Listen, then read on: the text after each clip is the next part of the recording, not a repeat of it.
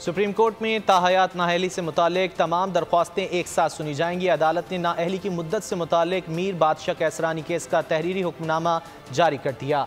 हुक्मनामे के मुताबिक नाअहली की मुद्दत से मुतालिक तमाम केस जनवरी 2024 के आगाज़ पर मुकर्रर होंगे।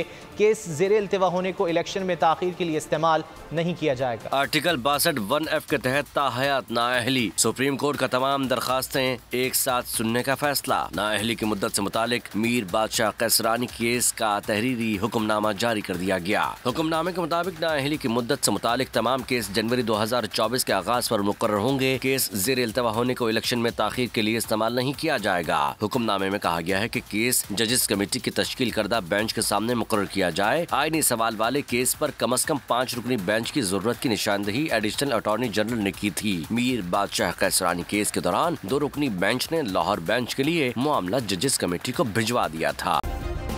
सब्सक्राइब करें और बेल दबाएं ताकि कोई खबर रह न जाए।